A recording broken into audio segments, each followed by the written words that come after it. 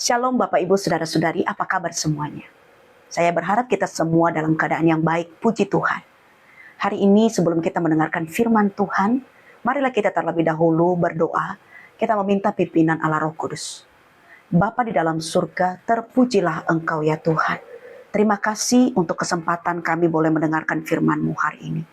Tuhan memberkati hati dan pendengaran kami, Roh Kudus bekerja di hati kami. Di dalam nama Tuhan Yesus Kristus, kami berdoa kepada Bapa di surga. Amin. Bapak, Ibu, dan Saudara, pernahkah terlintas di pikiran kita, apa tujuan saya menjadi orang Kristen? Apakah hanya agar saya selamat dan masuk surga? Yesus memberikan jawaban yang jauh lebih besar dari itu. Ia tidak hanya menyelamatkan kita dari dosa-dosa kita, tetapi Ia menyelamatkan kita untuk satu tujuan. Mari kita buka firman Tuhan di dalam Markus 16 ayat 15 demikian. Lalu Ia berkata kepada mereka, pergilah ke seluruh dunia, beritakanlah Injil kepada segala makhluk. Ayat ini bukan sekedar perintah bagi seorang hamba Tuhan, pendeta, penginjil, atau misionaris di luar negeri atau di dalam negeri, melainkan sebuah undangan bagi setiap kita orang percaya untuk menjadi bagian dari rencana besar Allah menyelamatkan dunia. Amin. Ayat ini tercatat dalam pasal terakhir di Injil Markus yang sudah kita baca. Konteksnya sangat krusial. Peristiwa ini terjadi setelah Yesus bangkit dari kematian dan sebelum Ia naik ke surga. Ini adalah pesan perpisahan Yesus kepada ke-11 muridnya.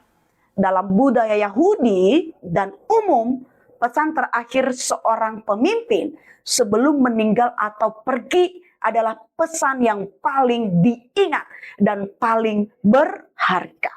Yesus tidak menghabiskan waktunya untuk membahas hal-hal sepele, melainkan memberikan amanat agung ini sebagai prioritas utama gerejanya setelah Ia tidak lagi hadir secara fisik di muka bumi ini. Ini adalah estafet tanggung jawab dari Tuhan Yesus Kristus kepada kita, orang-orang percaya. Bagaimana kita melakukan ini di zaman modern ini? Setidaknya ada 3 yang bisa kita lakukan. Setiap orang percaya adalah utusan, amin. Diri kita adalah utusan. Kata pergilah dalam bahasa aslinya menyiratkan tindakan terus-menerus. Ini bukan tugas khusus rohaniwan saja.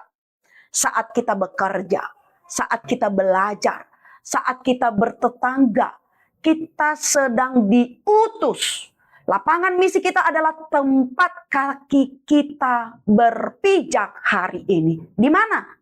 Bisa di gereja, bisa di lingkungan pekerjaan, atau juga dalam bermasyarakat.